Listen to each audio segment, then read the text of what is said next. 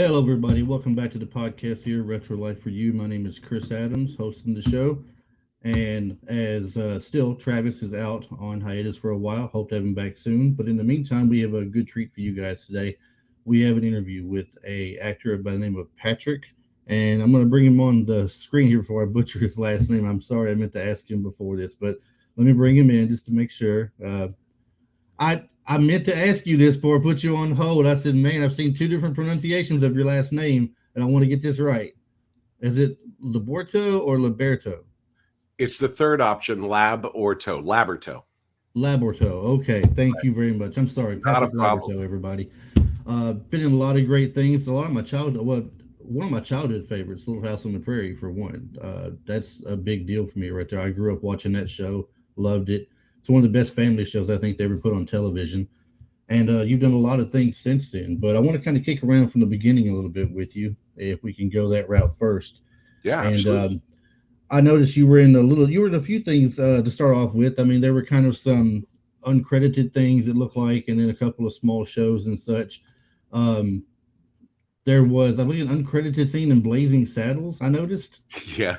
What did you do in Blazing? That is awesome. What did you do in Blazing Saddles? It was totally awesome. It was great to work on. I was there for about a month and a half at Warner's, on Western Street, where they did all this stuff for Rock Ridge.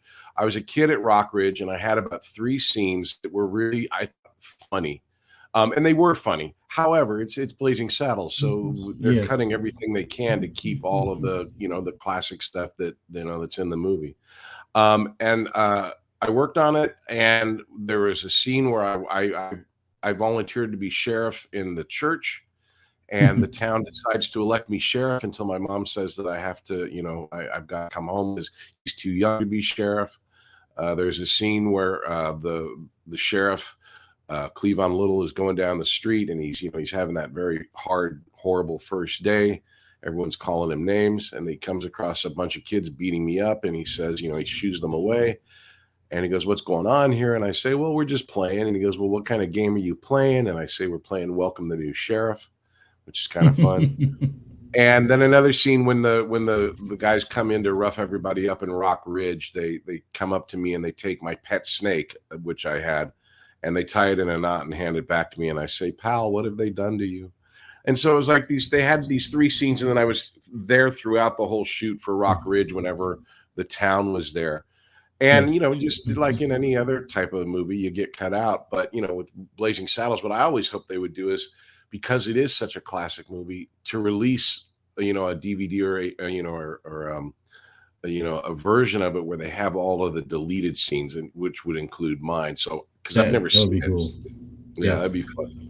And people do love that, to go back and see a movie you watched with the deleted scenes edited back into it, and you realize, why didn't they do that to begin with? That right. But again, when you've got a movie like Blazing Saddles, there's so much going on, and so many great comedians.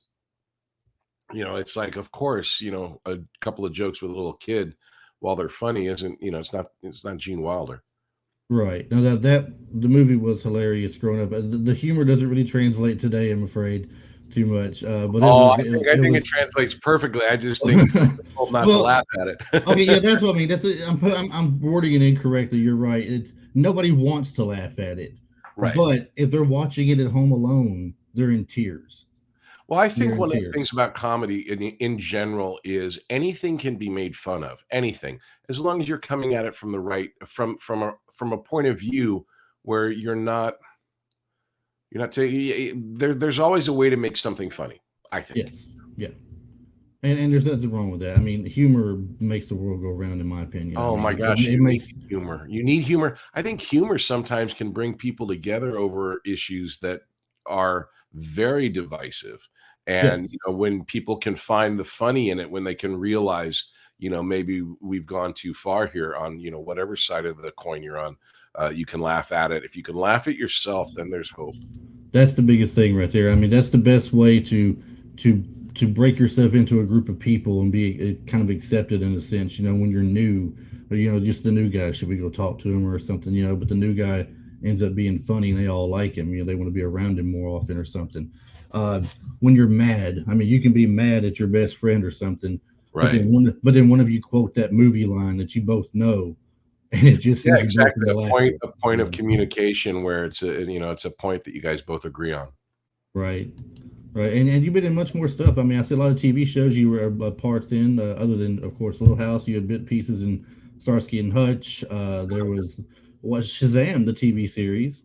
Right. That's something I remember watching that as a kid, but I don't remember anything about it, to be honest with you. It's been that long. Trapper John MD. I watched that on television when it was on. One of Going the back, few proud and brave. yeah, the Love Boat, a couple episodes. I saw something that stuck out to me before I get to Little House. I want to bring up real quick. I was asking a friend of mine. He's my best friend from high school and everything, and he's always asking me. He'll call me up at any time and go, "Hey, what's the name of that movie that's got this guy in it? He did this, and he did this," and I'm like, "Yeah, I'll either spit it out or I don't know." Right. So I asked him. I said, "Hey." I said, "Did you ever see Prince of Bel-Air?" He goes, "Yeah, man. Will Smith is great." No, not the Fresh Prince of Bel-Air. The Prince Right. of I said, "You like Mark Harmon, don't you?" Well, yeah. I said, "Yeah, it's a Mark Harmon movie." He goes, "I haven't heard of it." I said, it was a TV movie." He said, "Well, now I got to find it."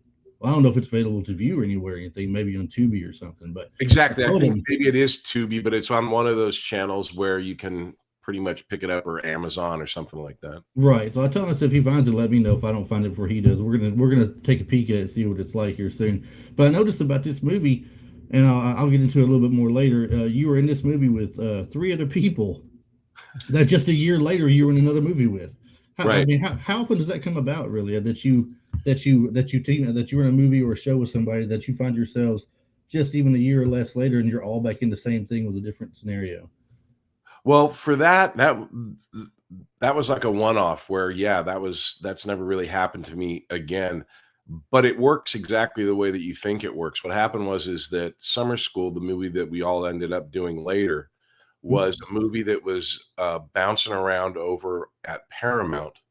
And Amy Heckerling, who had directed Fast Times at Ridgemont High, was looking to direct it.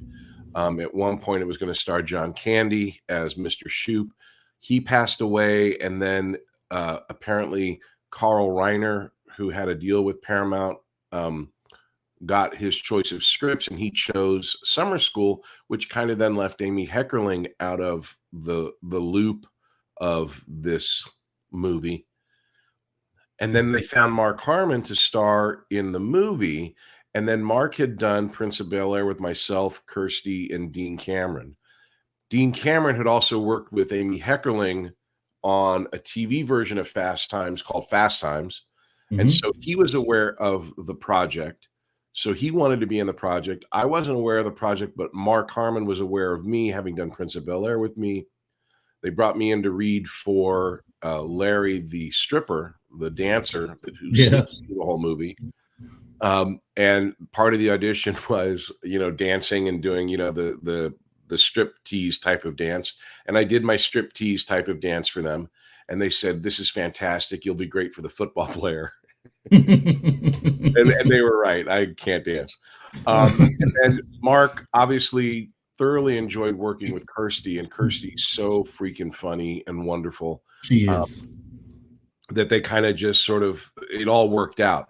I have no idea of how much Mark pulled for all of us to be in it, but knowing Mark, I would imagine that a lot of it came from him, that he enjoyed working with myself and Kirsty and Dean, and he liked how they all work together. Not to mention how amazing Dean is in the movie. Dean's just hysterical. Oh gosh, He's I've got so much to say in a couple Yeah. minutes. I just recently rewatched Ski School to refamiliarize myself. Uh-huh. I had seen it when it came out, but it'd been a while since I've watched it. That movie is so funny, man. Yeah. It is so much. But go ahead and just to jump back a little bit, so I don't get too far ahead of myself. What brought you to Little House to audition for that? That was a straight up can't believe it happened audition.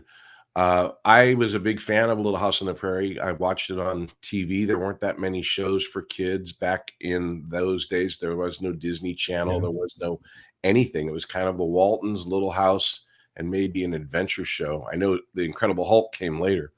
Yeah. And so I was watching Little House. I watched it on a Wednesday. I got out of school on Thursday, and when my brother is also an actor. He ended up playing Albert on Little House. Right.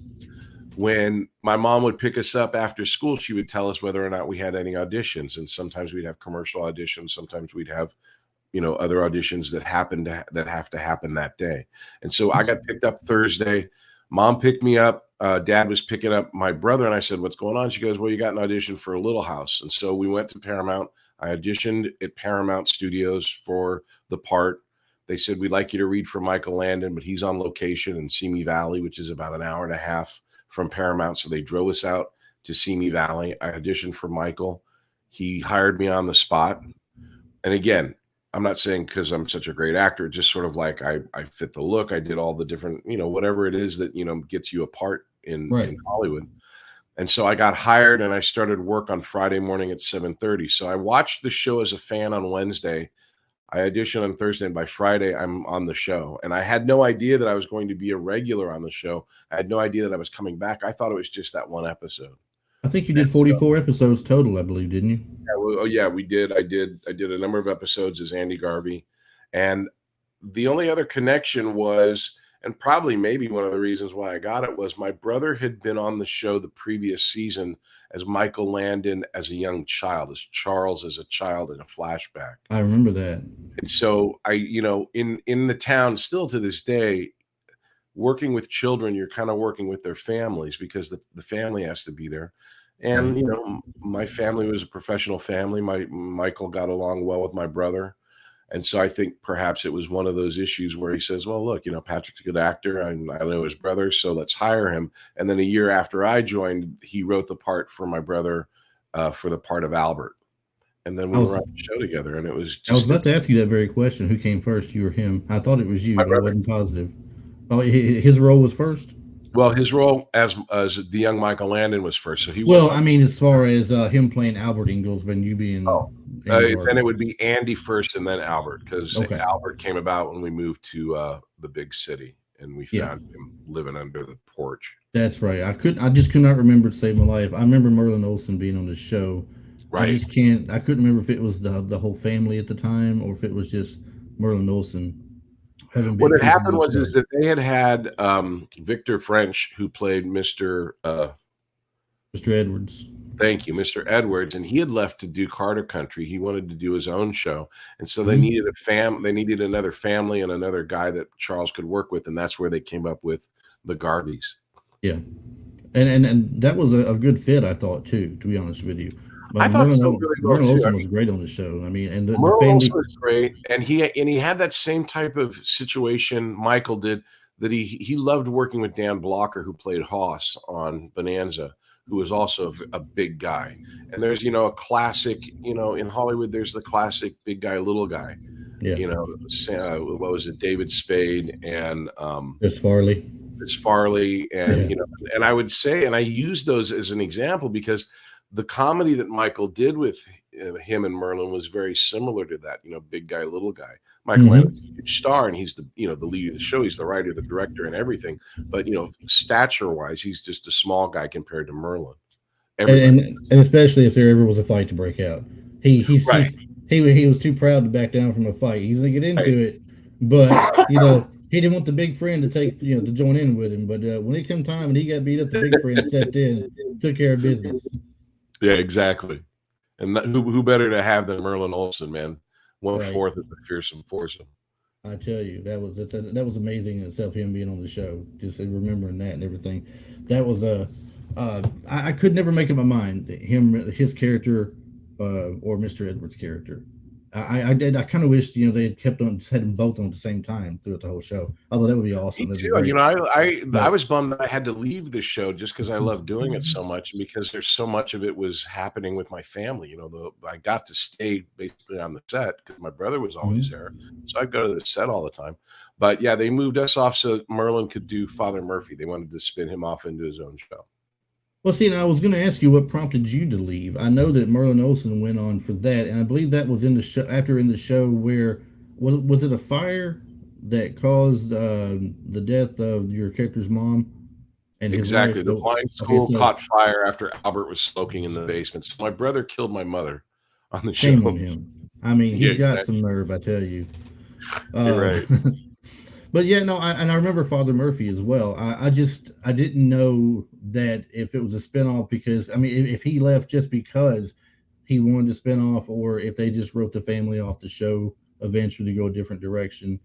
It It's a happens a good lot with question. stuff like I that. know that we had done on Little House, we had done what's called a backdoor pilot, where we did an episode of Little House that could have been spun off into our own show about Merlin and Jonathan Garvey, the character from Little House, and Andy moved to like Sleepy Eye, start a freight business where he also becomes the sheriff. So it would have been a show about Merlin being the sheriff of Sleepy Eye and having a freight business. I see. And then I they think that would decided. have taken off. I think that would have been great. I thought it was Like, a great idea, but I think what happened was is that Michael then came up with the idea of like this, big, huge guy instead of being a sheriff, being a preacher, which is a pretty solid idea as well. And that's where Father Murphy came from. And you got a yeah, lot more kids in that. true. And of That's course, true I too. couldn't be on the show because it would be then too confusing. Everybody would definitely think it's you guys from the show being Right. different. I can see how that would be confusing and everything as well. On the show itself, I mean, who did you get along with the most? I mean, I know your brother was on there. To me, Sure. if I had my brother or sister on the show with me, I'd be fighting more than I would acting probably. But other than your brother being on the show, who did you like working with the most on there? Who was your favorite? Um, Alice Arngrim, who played Nellie, is always entertaining. She's nonstop fun. Mm-hmm. Melissa is the most maternal person I've ever met. She was really sweet to work with. Um, I was really impressed working with Michael Landon, watching all of what he was able to do. He directed, produced, and he wrote most of the episodes on a yellow pad. Just whenever we were on break or when he was being driven to the set or being driven home. Most actors, when they have a driver, they're doing it because they're big movie stars. The reason Michael was being driven was because he was writing the next episode, and he would be driven in a station wagon, and he'd be sitting in the front seat. It's not like there was a limo or anything like that. It was just sort of like Right. he just needed a ride home. Um, Probably Allison. She was the one that I had the most fun with, joking around. I mean, she was very entertaining. I mean, she's the one on TV that you love to hate the most. Oh, Not that absolutely, and she you don't really loved that. hate her, but I mean, it's like you want to like her, but gosh, she is so annoying. And She is a classic villain. I had read about her that she said that she really relished that, and she would take it on stage and do comedy acts sometimes, and other things that she had done throughout her career. She would always bring that up, and I think she even wrote a book. She wrote a great book, and she has a great show on Facebook where she interviews people like myself and other actors that she's worked with, and just other people of interest that are very fascinating. Yeah, yeah. Uh, Michael Landon. I mean, to work with him, imagine like you've mentioned him already. That had to be such a great thing if you're a family kind of person, family oriented, and love that kind of shows and everything. I mean, to be on something like Bonanza, and then go on to do some other things he's done, Little House, and then done Highway to Heaven. He always had something good and wholesome on television. It seemed like to me. I remember sitting down and watching Highway to Yeah, Heaven with my grandmother all the time, as well as Little House on the Prairie and Little House on the Prairie with my mom when I was young growing up. We all love these shows, and you got some people out there who are like, I know he had nothing to do with the Waltons, but I mean, you're either it's like you were either a Little House on the Prairie fan or you were a Waltons person, and they're two right. totally different time frames, two different Yeah. eras basically, but the same kind of feel to it. Did you ever get into the Waltons in any way, being that you were such a fan of Little House and played on Little House? Did you ever get into watching that or anything similar to It that it you like? wasn't. I never saw the show. I think maybe I saw the first. The Waltons started with, I think, a big 2-hour movie, a big television movie back in the day. I think I saw that, but I never did watch the series itself. And then once I got on Little House, I kind of felt, very tribal. I kind of felt like, well, we're against each other. I'm not going to watch the Waltons just, for team Little House. And so I Yeah. still have it. I have nothing against it. I probably, but it's at this point, no, I haven't seen I it. I've seen 3 or 4 episodes myself. I was always, like I said, I was always a Little House fan, and I didn't really take to the Waltons very well. I had some friends that did. And it's just a whole different situation and scenario in my eyes, so I couldn't get Yeah. into it too much. When I was looking through your IMDb and everything, I noticed from 81 to 86. I didn't really see anything on there. Did you take a break for a while? Yeah, not any other reason that I just didn't get any work. It was also a period of time where I was kind of growing, literally Mm-hmm. physically, just aging. And I think it was a transition period between being a kid to being a teenager. Because when I came back, it was just in teen movies, the movies that I had done. But it was basically, trying to figure out what the product was going to be now, because as a young actor, as a child actor, you're a product. Every actor's a product, and you got to figure out what you're what you're selling. And in those years, I don't think I was really either a kid or a teenager yet. Kind of hard to find work for the, I guess, the in between. Basically, there's not many Yeah, I mean, roles and, open and for that. again, the tween era, now they have the Disney Channel where there's a lot of work for tweens and literally for that type of age group. And the other thing too is sometimes you just don't get jobs. A Yeah, lot of actors yeah. will frame it like, I took a break. It's like, well, no, you just didn't get any work, and that's part of it. I just didn't get any work. uh, well, I mean, you gotta love the honesty, though. I mean, hey, I mean, if it's not there, it's not there. If you didn't get it, you didn't get it. There's always more, and Yeah. you move on to the next one and I everything. And auditioned for a lot of stuff. I auditioned for it was down between me and Johnny Depp and a couple other guys for 21 Jump Street, for Iron I Eagle, for just a bunch of stuff that obviously I didn't get. Other people got, still I auditioning. I do But remember seeing you in Jump Street for an episode, though. I do remember that. You that is did true. I did end up doing an you episode later on. I think it was you had gone AWOL from a military school or something along those lines. They had to go bring you back, Exactly. or yeah. Yeah, I was. Here recently, I just made a move from Florida back to Tennessee, where I've grown up at, and I had a transition period where I wasn't at work yet, and staying at my niece's house, they had this channel that played on there all day long. There's nothing but 21 Jump Street all day long on this channel. So I'm like, well, I haven't seen this in so long. I'm going to binge some of this. So just a few weeks ago, basically, I saw you on 21 Jump Street. I'm like, Andy Garvey, right That's there, fun. a little bit older, a little bit different. He's a rebel now, but I mean, it was a good episode though. And What it was. my first military role, a kid from the army who deserts from basic. You said you'd maybe up for Iron Eagle. Was it the role Jason Gedrick ended up getting, or one of the other? Yeah, absolutely. I read for the yeah. Jason Gedrick role.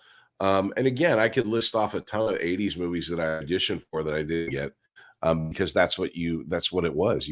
Everyone Yeah. auditioned for the same stuff. Yeah, you hear a And lot of that when you talk to people. They'll be like, "I almost got this. I was one step away from getting that. It was between me and her, but they went with her because she was just a little bit better for the role." And I mean, that's what it is. It's like anything else, I guess. If you go, sure. apply for any of the jobs, someone may think they're a better fit for that other job than what you may have been. And last day they thank you for coming in. You go to the next one. Oh yeah, But absolutely. I auditioned. My brother and I auditioned for Bill and Ted. I auditioned for The Goonies. I auditioned for Can't Buy Me Love. I auditioned. There's just if it was in the right age area, thankfully I had a good agent, and I had enough of a look where I say enough of a look. I had hair. I had really good hair, and I was about the right height. And my brother auditioned for Back to the Future. I'm friends with both of the girls that play Jennifer, as far as Melora Hardin and Claudia Wells, and I helped those girls with their auditions, and it was just at that period of time. Nowadays, it was a much smaller group of actors because there is no internet. Now you can interview for a lot of different things from almost anywhere, and so the amount of people auditioning and the amount of people in the in the talent pool has grown a lot. yeah, everybody wants to be an actor or actress these days. When you talk to them, Yeah. I'm an aspiring actress. I'm going to be big, or I'm going to be on, or they're going to be sports, icons. They're going to be an actor, or they're going to be a football player, or an NBA star at this point. Those are really hard to come by. when you talk about things like that, and to make sure you're going to become an actor or an actress takes a lot of hard work, and it's never guaranteed.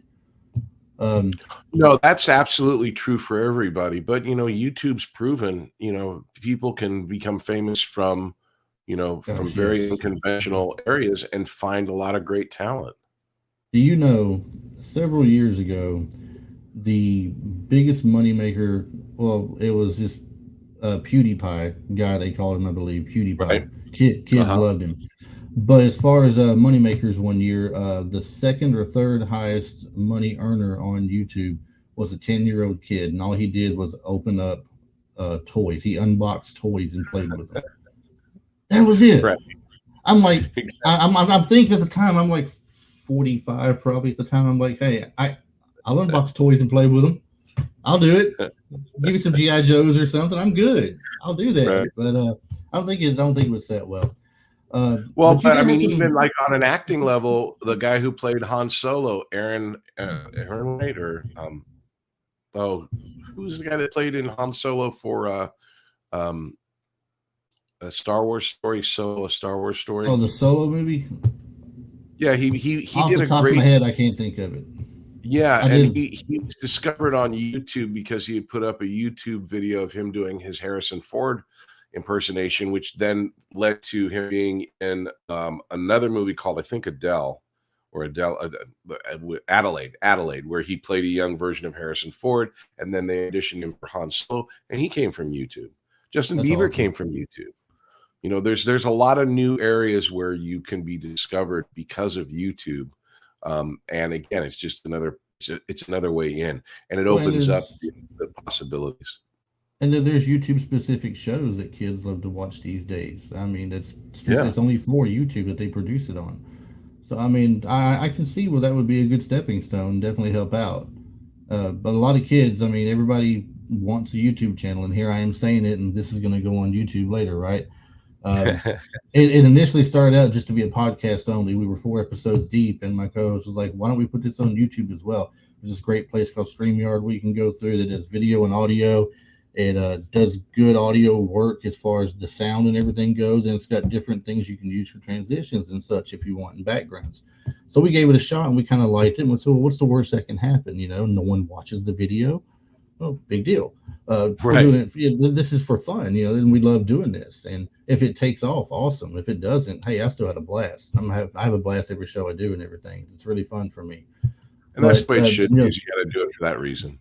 you should. I mean, if you do it with other expectations, it bogs you down. You try too hard, I think, and it just becomes a disappointment to you sometimes. And then you don't want to do it, and that just ruined all the fun of it. So I'm definitely one of those people that I'm taking it every step I go is the next fun thing I get to do. And if I get to talk to people like yourself, that's great. I had Catherine Mary Stewart was our first interview. And I Oh, love The wow. Last Starfighter. The Last Starfighter was like one of my favorite 80s movies. And to have her Uh-huh. on was awesome, Just like I'm telling Yeah. you, I love Little House, and having you on here. Well, between Little House and JAG, it's two series that I watched a ton of. Oh, thanks, JAG more man. recently, obviously, but I mean, Little House growing up. But we're talking about getting into the movies. You had quite a few good, fun movies you were into. We touched on Summer School earlier with Dean Cameron and Mark Harmon and Kirstie Alley. That Mhm. was such a fun movie to watch. And I never really pictured Mark Harmon as a comedy kind of guy, really. I mean, but then Right. again, I don't think he hadn't really been in a whole lot at that point by Summer School, had he? Not a lot that I He remember. was on a TV Anyway. show called Chicago Hope, which, pardon the gardener, he was on a TV show called Chicago Hope where he played I think it was Chicago Hope. Yeah, I believe so. Yeah. And that's where he kind of became a star. He also was in a show called 240 Robert. And he was like that. Yeah, he was exactly. The Deliberate Stranger also, he was nominated for an Emmy for playing Ted Bundy. So he was like absolutely the hunky lead character. And I thought it was very smart of him to take on the character of not only Robin Prince in Prince of Bel-Air, which was a more romantic leading man, romance comedy, and then a straight up Mm-hmm. kind of comedy in Summer School. And I mean, look at him. He's very good at comedy. He knows how to be comedic. And I wish he'd do Yeah. more of it on, CIS. It's like, dude, smile once. he had a good timing for things, and when they did do the comedic stuff on NCIS that involved his character, it was always that great subtle humor, you know. Right. Like he's sneaking up behind the Denozo character before he knows he's there, and he's talking about him. He's like, he's right behind me, isn't he? Then he gets the infamous, slap to the back of the head that he gives everybody, the Gib slap. But yeah, I mean, he could have done a lot more too. But he did do some other great movies after this and everything too, though. But between I can't make up my mind, dude. Between Summer School and Ski School, I mean, they were both such funny movies. I think Ski School had more laugh out loud humor to it, and Summer School was funny in a lot of parts, but it also was kind of what's the word? Not dramatic. It had kind of like a good feel to it because the kids are, even though they didn't really win in the end, they didn't all pass, but Right. they all did better and they improved Right. greatly. So it helped save his job. All of their characters had character growth. Right, exactly, and then it works out with Kirstie Alley Foreman in for that one as well. So, they're both great movies in their own. But I mean, when it comes to the two, I have to give the laugh out loud definitely to Ski School. Just the antics alone in it were hilarious, and I could not remember where it was. I had heard this, and we would say this all the time, me and my buddy. But referencing Labata.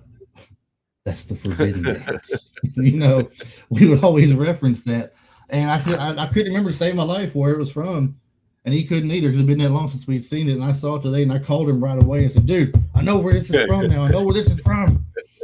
So, we had a good time with that. Is there anything that you wish that you had gotten? That I mean, was there anything that you really had your mind set on you wanted? Mm. Like I said, you did some good things. You were in summer school, ski school. You're in Heather's. I can't believe I didn't catch this when I first watched it in the Three Ninjas. How I did not figure out that was you when I watched it is beyond me. But because I'm doing a surfer voice, totally. Yes, exactly. Yeah, I mean, like and the look kind of threw me off a little bit. I wasn't thinking about it, but I went back and I saw it, and I was like, that was not. And I was like, wait, that was him. That is hilarious. But was there anything that you ever really had your heart set on you wanted to get that you just didn't quite get, movie wise, that you went for? Movie wise, Heather's was something that I absolutely totally wanted, and luckily was able to get in on. Bill and Ted, I really thought was hysterical. I don't think myself and my brother or myself and anyone else would have made it any better. I mean, obviously, it's perfect the way it is with Alex and Keanu. But I was really excited by the script because it was a really good script. On the TV side, I was really excited by Jump Street. It was called 21 Church. It's so stupid. It was called 21 Church Street when I auditioned for it. And then they ended up changing it to Jump Street for whatever reason. But what had happened was that they had cast another actor as Tom Hansen, and it was a last minute audition where I read the script for the pilot and went down and auditioned for Stephen J. Cannell, and it was like myself, and like I said, there was a couple other guys, Johnny Depp, of course, and another couple of guys who read for it. And so what I was really excited about was because it was a recast, it had to happen quickly. A lot of these times, these processes are they take forever. They're drug out forever. So I knew it was going to be a fast process to get an answer, yes or no. Unfortunately, the answer was no. And I remember talking to my agent, and I said, "Well, what happened?" They go, "They cast a guy named Johnny Depp." And I go, "Johnny Depp? Never heard of this guy. Where's what kind Johnny of name Depp? Is that? Johnny Right? Depp? It's like it's a hair gel. What are you talking about?" mean, And he goes, "Well, he was in one of the Freddy movies. I think he was in The Nightmare on Elm Street." it was in the first. I looked. There was no IMDb, so I'm like going, "Okay, this Johnny Depp guy." And of course, he's a huge star, and again. I don't know. I wouldn't have been I'm not going to be better than Johnny Depp in that role.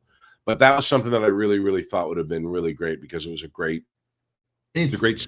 I had a baby face. I still have a baby face, so it's like the kind of thing where the whole idea was, an older guy, going into high school, obviously, right. And pretty much everything else, yeah, you want to be in everything that you audition for, but those were the couple that I thought I was really excited for when I read the script. Everything else was like a great job. But Bill Hmm. and Ted, I thought, was a really interesting script, because at the time it was really fresh and new. Nowadays, with all the Bill and Ted type movies, they've kind of made it feel like it's a genre, but beforehand it was really fresh and unique. Yeah, and who's to say it wouldn't have taken off just the same if you had been in it? It's that's something you really can't tell. A lot Well, of people I make. do think they probably wouldn't, because those guys are so iconic, excuse me, in those roles, that again, it's not going to be I, the same you know, type of thing. who would have ever thought Keanu Reeves would have turned out as big as he did playing, Ted?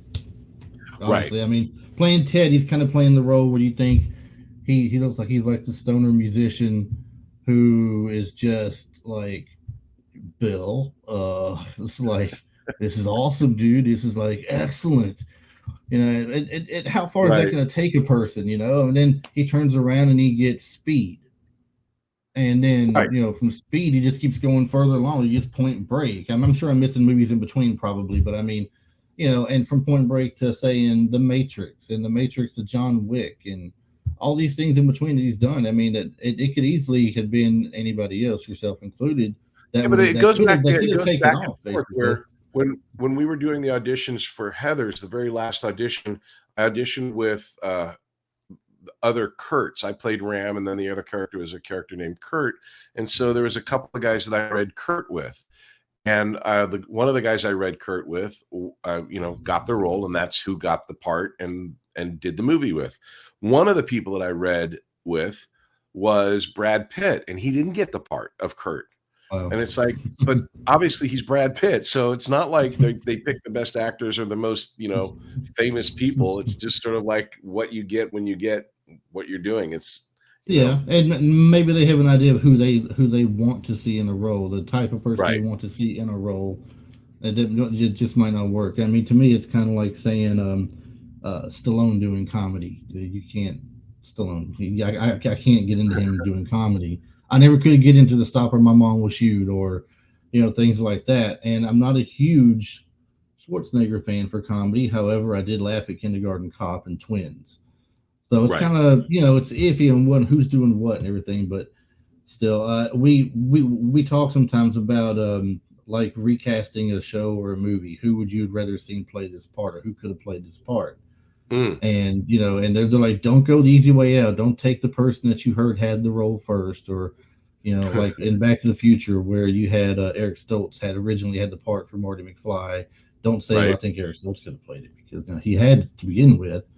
It just didn't work out. You can't use him. So it's like saying, if that person had, if we had recast that person in that role, would they have springboarded off into other things? Maybe not the same things those people did. Say, for example, you got the role of Ted. You might not have got the role of the Matrix or something, but it may have taken you down a different path to some other bigger things and everything. Yeah, it's like a pinball game. You never know where you're going to Exactly. bounce to. Right. Absolutely. Right.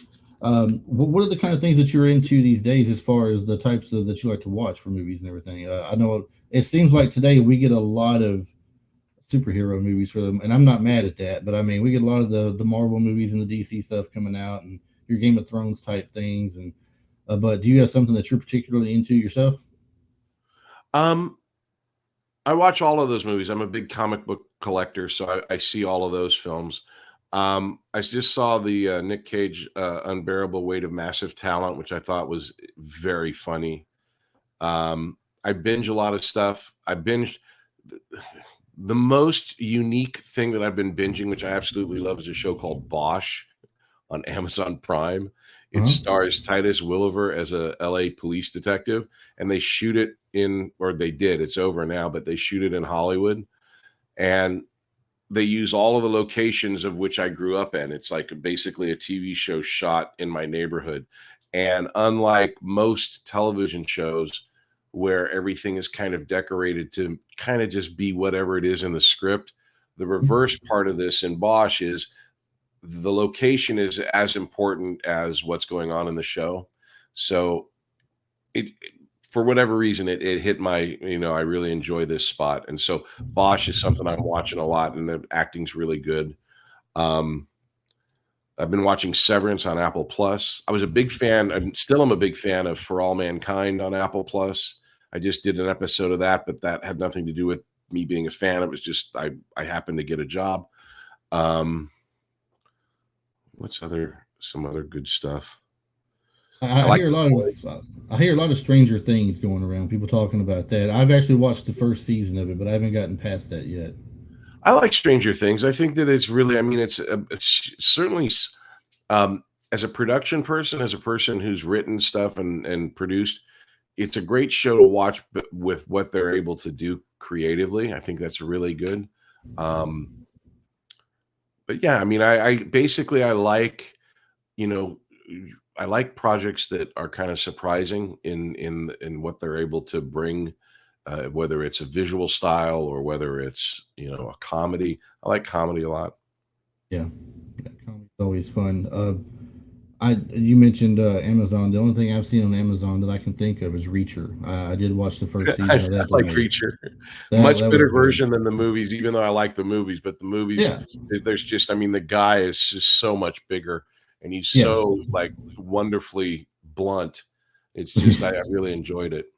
And I don't want to say he's funny, but I mean there was a little bit of comedic time Oh, into the show absolutely. in some parts where you just couldn't help but laugh.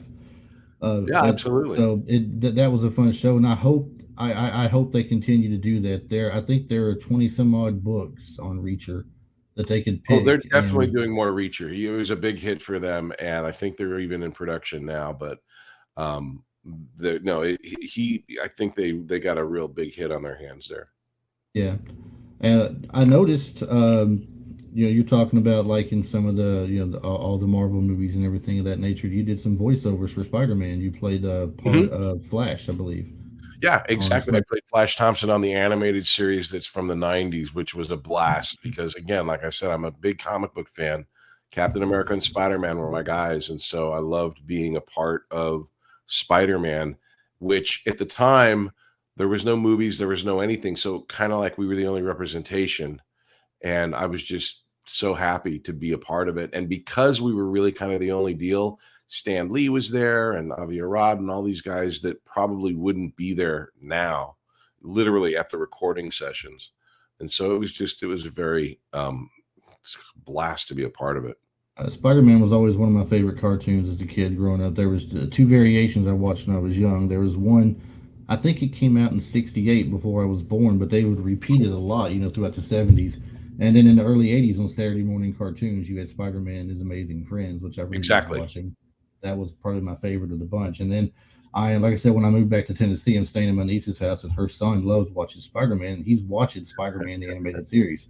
There's actually, I think there were two different versions. There was Spider-Man the animated series and another Spider-Man right one after the Ultimate other. Spider-Man. Yeah. Ultimate Spider-Man. That's Yeah. it. He was watching both of those, and I was like, "Well, these aren't that bad after all." It's actually. So I've sat there and watched a full day's worth of this stuff with him. And I was surprised to see your name in the list playing Flash Thompson. I was like, "Well, I just got done watching that. That's hilarious."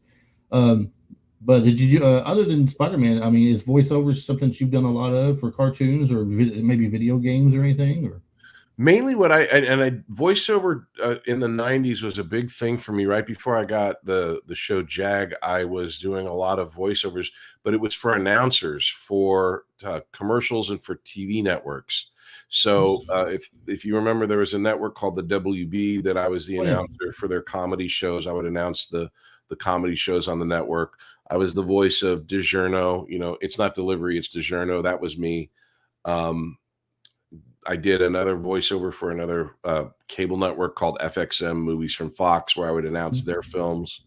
And it was more of that type of thing. I did Spider-Man, I did Godzilla, and I did a movie called Adventures in Dinosaur City, where these kids are like magically transported to like this Jim Henson world of dinosaurs, and I played the good guy and the bad guy in that. But other than that, it was mainly voiceovers for announcers and for promos and stuff for television. how would you compare voiceover acting to just regular acting? I mean, do you think it's tougher to do, or is it pretty much a lot easier? There's no pressure of the camera on you and everything. Well, it's a lot. I would say that it's a different. It's different in the way that like a train is different than a plane. They both get you somewhere, but they're completely different. The great thing about voiceover is you don't have to be camera ready, but at the same time, you have to get all of your acting out through your voice, and you have to be able to communicate with just half of what you are. The visual is not a part of it. So you're acting only with your voice, whereas with on camera, you can rely on, looks or this or however to, to express something. Um, I love the speed of voiceover. I love the fact that you can do a lot in a small period of time. The actual process to me is very comforting and comfortable. You're in a nice quiet room. No matter how hot it is outside, they're usually very cool, very dark. It's really kind of nice. Working on camera, on location, you're never really going to know where you're going to be. Um, and then the upside of being on camera, there's all the upsides of, you're recognized, and you get to do the full panel of acting with your face and with your body, and dress up and play costume and do all those things. But for like just a regular job, I loved voiceover. Would love to do more. I just did another animated movie last Thursday, and I do these things for I think it's HBO, where they take these foreign films and foreign TV shows, and then they translate them into English, and then they play them on the foreign language. They play them in their foreign networks. So I've been doing a lot of that, and that's fun too. That's just where you'll go through and you'll loop all the dialogue into English.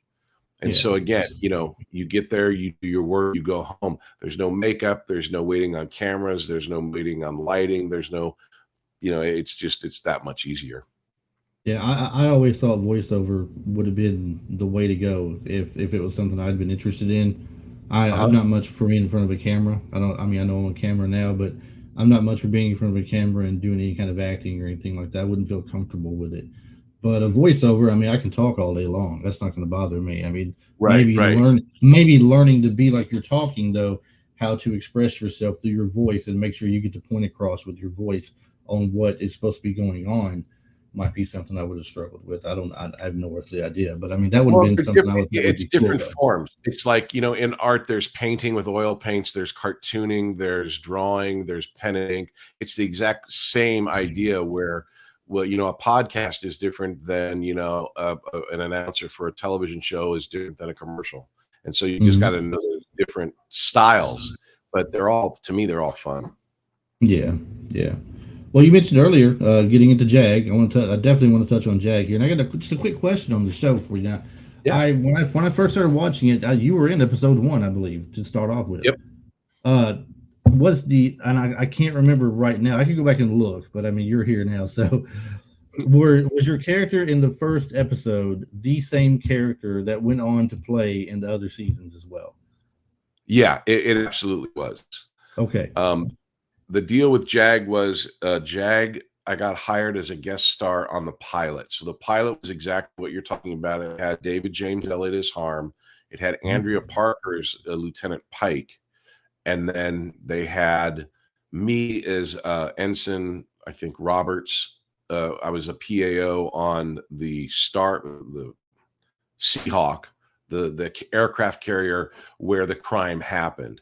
And Yeah. so when we were doing the pilot, what was great about it for me as an actor is when you're cast in a TV show, you have many layers that you have to read for, and it's a very long process to get cast as a regular reoccurring character on a TV show because everyone has to sign off on you.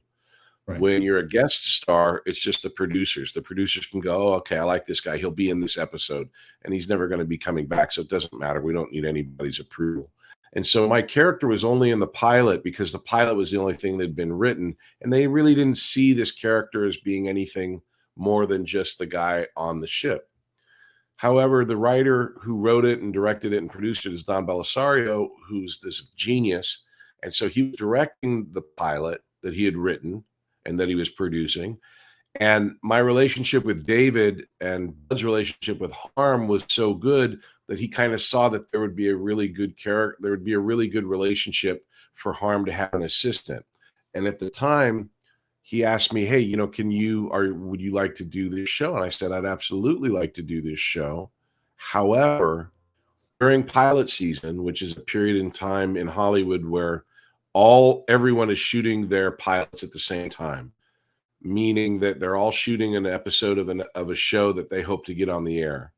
Mm-hmm. And since everyone is shooting them at the same time, you have to lock people up with different contracts. And I was doing a TV show for Fox called The Last Frontier, which was basically Friends in Alaska, because everyone was doing like a Friends type of TV show. And the Right. Fox version was, okay, a bunch of kids in Alaska. And so I was signed on I had gotten that job, and I had also gotten this guest starring part on JAG, because I was a guest star on JAG, but a regular on The Last Frontier. I told Don, I said, look, I'm signed on to this TV show.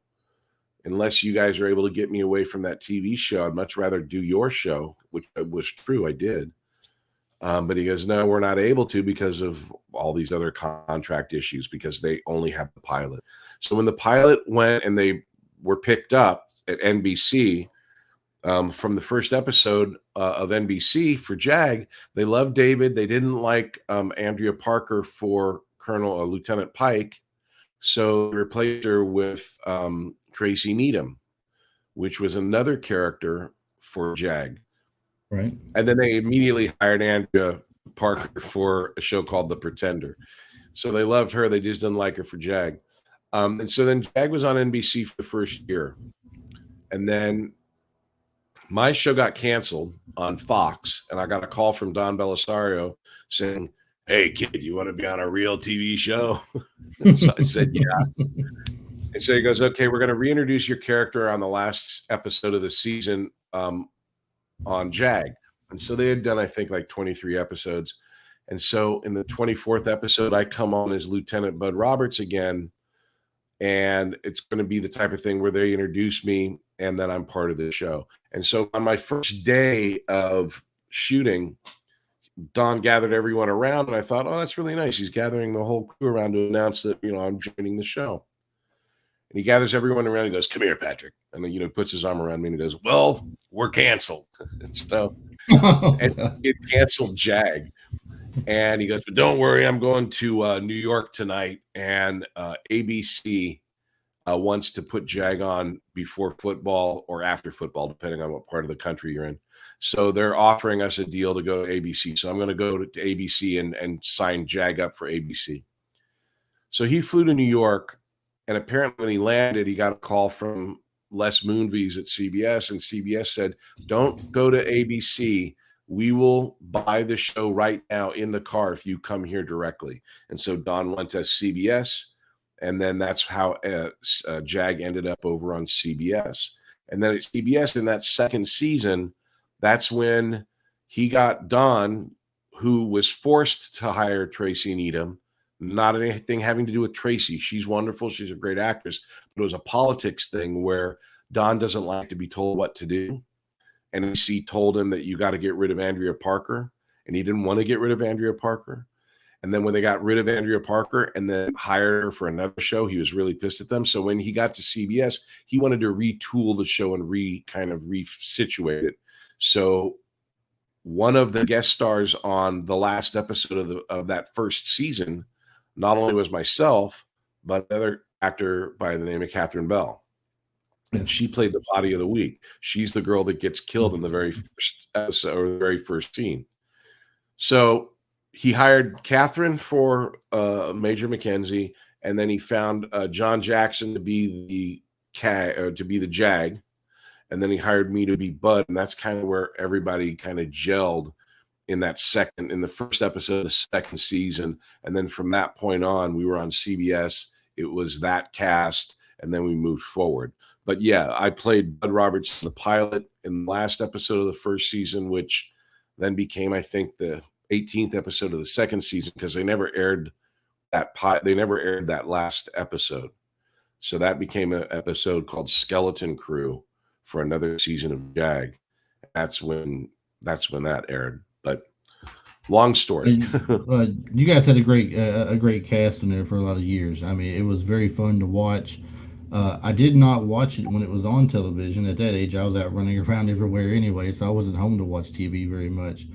But I'm glad I got the chance to pick up on it and watch it and binge.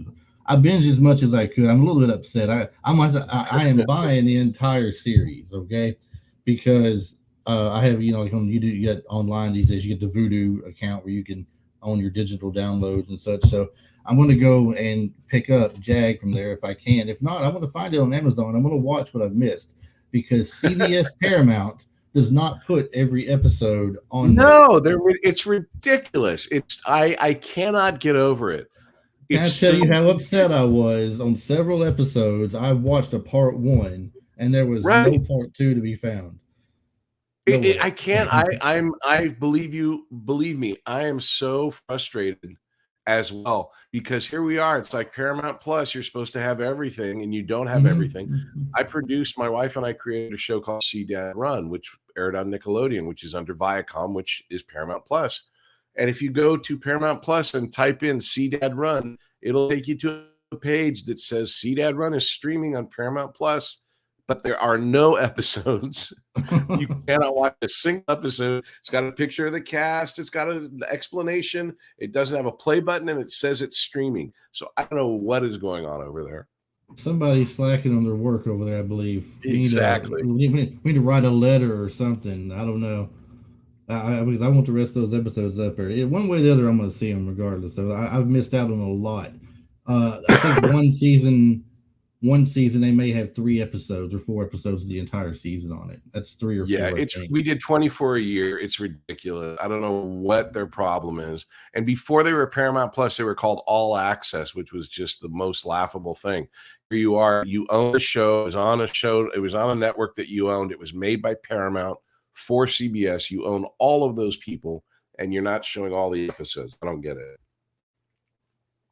And I'm not the least bit jealous that you got to work with Catherine Bell either. That's I'm not the least bit at all jealous that it wasn't me and it was you instead. Yeah, she's a sweetheart, and she's as pretty as you think she is, and like even in person, it's like not a flaw on her.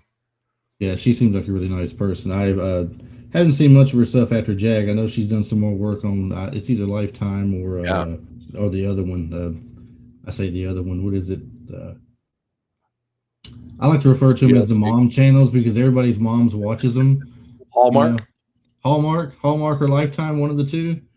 Right. I think she does a lot of stuff on there, I believe, and I follow her on Instagram as well. So it was just and like I said, a totally awesome show. You guys had out with it, and it spun off another great series that people have taken to heart and are real serious about being NCIS. And I know you guessed it on there, 3-4 times? Yeah, that's exactly right. That's right. Yeah. I don't remember if it was, oh my gosh. Well, you came in as your character, as far as Bud goes. Same character in there. Yeah. But were you a part of the show when NCIS? Well, okay, let me ask this. I may be asking it the wrong way, the other way. When NCIS spun off of JAG, was it actually on an episode of JAG through one of the seasons that I might have missed because Paramount didn't have everything, or is it or was it a pilot for NCIS and JAG was a part of it, showing where they spun off of it? Again, it was a backdoor pilot. It was 2 episodes. I think Ice Princess was one of them, and then maybe it was part 1 or part 2. Where a character on our show was murdered and NCIS comes in to investigate, and Commander Rab is the number 1 suspect. And so they pit Gibbs against Rab. And again, the cast that is on NCIS now, or, when they started the show, was slightly different on this episode of JAG, on the 2 episodes of JAG. But they did those to show CBS what they could expect. And so, yeah, it was called a backdoor pilot. And then since then, it's just this huge global hit. And it doesn't die out, it seems like. I'm really surprised, and I'm glad it hasn't died out, but I'm surprised that it hasn't died out because they keep, getting rid of or losing key characters that people really like on there. But they keep bringing in new people that fill the role that you like just as much, it seems like, as well. So everybody I've been reading online is just screaming for Is it Michael Weatherly? I think his name is, played Denozo. Yeah, Michael They Weatherly. want him. Since Bull got canceled, they want him to come back on the show in the worst way. Maybe Yeah, spin off absolutely. another Why show. not? I mean, I don't know how many NCISs you can spin off. I mean, but they're like, well, make another one. You know, with his storyline though, I don't know how you would make that work. Basically, but anyway, like I said, they've lost so many good characters that you've grown to love and everything. But with the new ones that come in, you can never pick right back up with them where they left off, and it's great. So, Yeah, well, I think they've done a really good job at keeping that longevity going. exactly. Well, I don't want to keep you all day here. Time's gotten away. I didn't realize I've had you for an hour already. I'm sorry to keep you for so long and take your day up like that. No, not a Uh, problem, man. I uh, really enjoy it. well, it's been a blast talking to you and everything. Is there anything you got going on today that you want to put out there for people to look for that you got going on currently? Yeah, Or absolutely. Right now, I don't know when this is going up. Basically, For All Mankind is a TV show on Apple Plus. If you get that I did an episode of, which I think is a really good show, having nothing to do with me. Another TV show on Paramount Plus, all the pluses, is called The Offer, which I was a part of that, about the making of The Godfather. And then I have an online acting school called Working Actors. Jesus, workingactorschool.com. Don't ever get old. Workingactorschool.com. I'm already there. And what we do there is I teach acting online, just like what we're watching now on Zoom, where it's all about difference between I teach what it's really like to act on a set, not just acting in an acting class where it has nothing to do with the real world. And Right. the basic idea is you don't have to live in Hollywood to train in Hollywood. We're starting a brand new acting basic class next week. I have voiceover classes that go every month, and those are extremely popular because of my voiceover career.